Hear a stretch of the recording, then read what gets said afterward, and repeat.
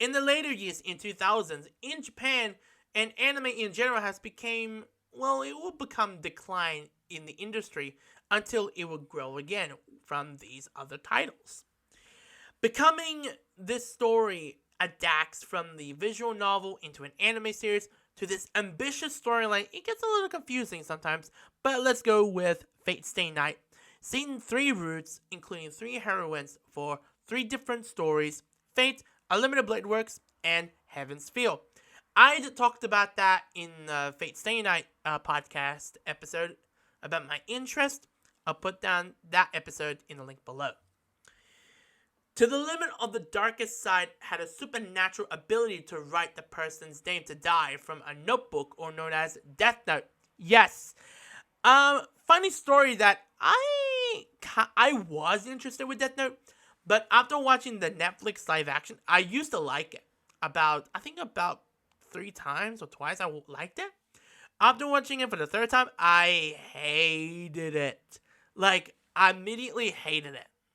And I'm like, what the hell is this story? And I done research on about the anime's version and going, oh, this is pretty interesting. So I took a crack on the first episode. I really enjoyed it. And then when we got to the second, I didn't like it because of... But don't criticize me. Don't criticize me.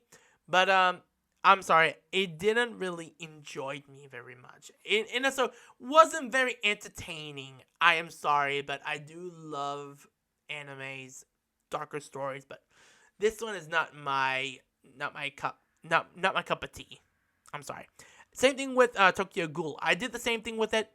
After about a couple of episodes, it's not my taste, honey. It's not my taste.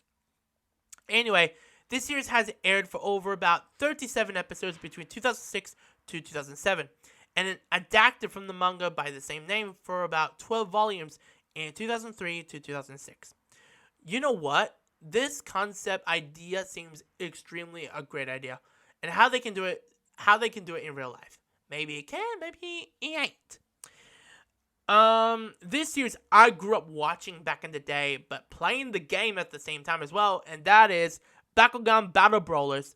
It centers on lives of creatures, as well as known as Bakugan, and who possess them are the Battle Brawlers. But this series aired around 2007 to 2012, I believe, as the first season became a hit as making the second season. But here's a fun fact about that. That the second season was originally for 26 episodes on the air, but due to the ratings in Canada, I believe, they extended for 26 more episodes to produce it.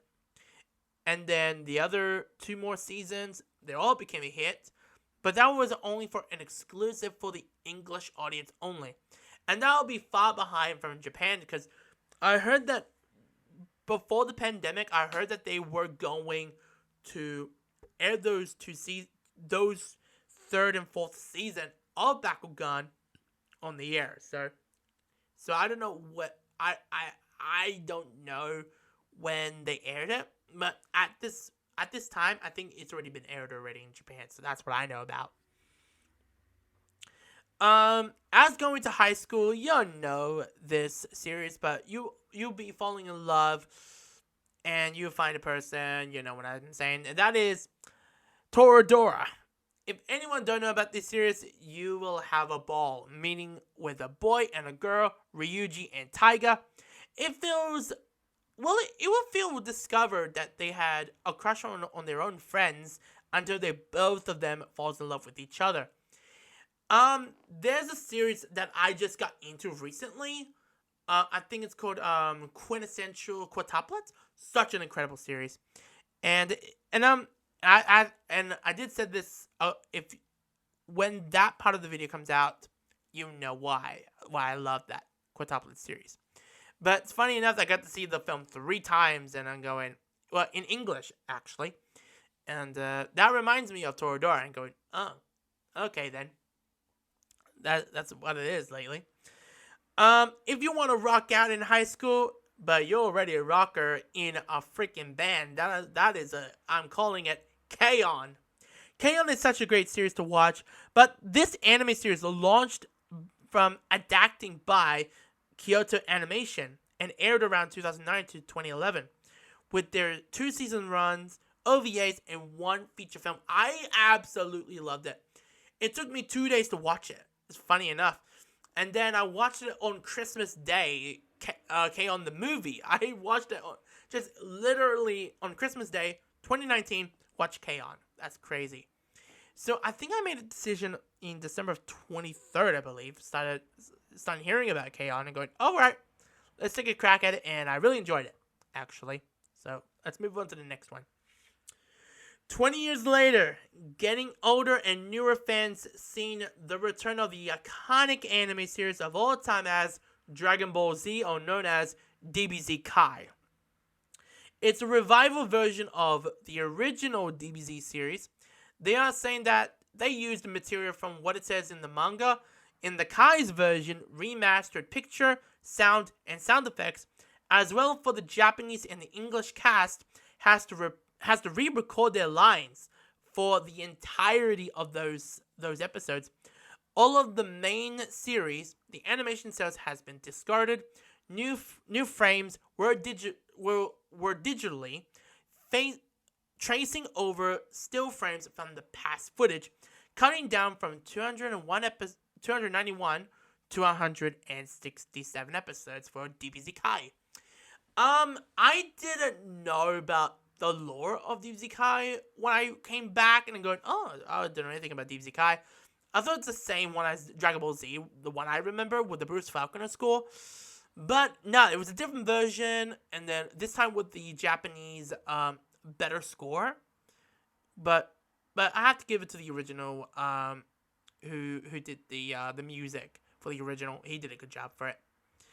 But I heard stories about the first run of DBZ Kai, about a composer stole music from theatrical movies or of past video games, everything. And I'm going, what? I didn't know about this. And then, yep, that's what I know about. And last but not least, ladies and gentlemen, another video series I really enjoyed, and you will meet this popular wizarding guild known as Fairy Tail. It spans for 10 years of the story with 3 seasons between 2009 to 2019. Now, a spin-off series, including a sequel story, 100-Year Quest anime, with 2 feature films. I still really enjoyed that series. But the 100-Year Quest anime, I'm still looking forward to what they're going to do with it. Because I remember I saw something from the voice actor of Natsu, and he mentioned about, in one of the cons, he said, oh, I heard rumors saying that, yeah, it's happening. The 100-Year Quest anime is coming. And I was like, yes, it's coming. But, and not even a confirmation from A1 Pictures and going, all right, when's the big announcement? And then I think, I think they announced it like last year, I believe, in 2021. And saying, yeah, the 100-Year Quest is on its way. And I was so excited for that announcement. And that was it. So that is it for the History of Anime series. And I want to say thank you for listening or watching this. And I hope I'll do more of these type of videos in the future. And please let me know. Put down in the link below what topics you want me to talk about. If you haven't subscribed yet, go and do so. Because there's so much content that I'm doing for my show. It's getting crazy and crazier.